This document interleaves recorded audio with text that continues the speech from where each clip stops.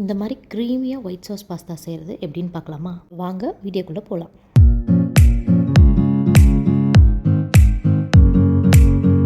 Welcome to simply J. 2 spoon olive oil, நீங்கள் butter கூட use பண்ணிக்கலாம். சாப் பண்ண பூண்டு கொஞ்சம் ஃப்ரை ஆனால் போதும். இதில் ஸ்லைஸாக கட் பண்ணி வச்ச மஷ்ரூம் ஆட் பண்ணிக்கலாம். மஷ்ரூம் நல்லா சாட்டே ஆகணும். இது கூடயே கலர் கேப்சிகம் ஆட் பண்ணிக்கலாம். நான் 3 கலர் கேப்சிகமும் ஆட் பண்ணியிருக்கேன். கேப்சிகம் கொஞ்சம் சாஃப்டானதும் 1 ஸ்பூன் சால்ட் ஆட் பண்ணிக்கலாம். இப்போ 1 ஸ்பூன் கோதுமை மாவு ஆட் பண்ணிக்கலாம். போட்டிருக்க வெஜிடபிள்ஸோடு நல்லா கோட் ஆகட்டும். வீடியோவில் வர மாதிரி நல்லா கோட் ஆகிற அளவுக்கு ஃப்ரை பண்ணிக்கோங்க.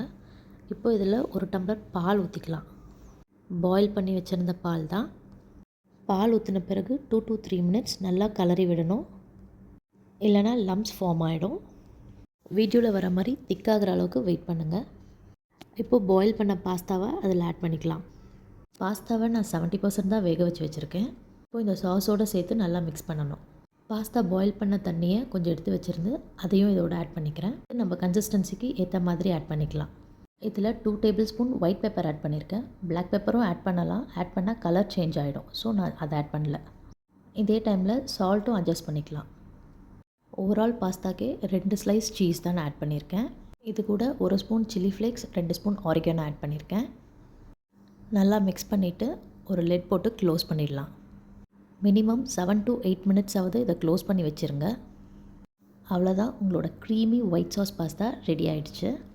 சுட சுட சர்வ் பண்ண வேண்டியதான். இது கூட பட்டரில் டோஸ்ட் பண்ண ப்ரெட் இருந்ததுன்னா அல்டிமேட்டாக இருக்கும் காம்போ. நீங்களும் உங்கள் வீட்டில் செஞ்சு பார்த்துட்டு எப்படி இருந்ததுன்னு கமெண்ட்ஸில் சொல்லுங்கள்.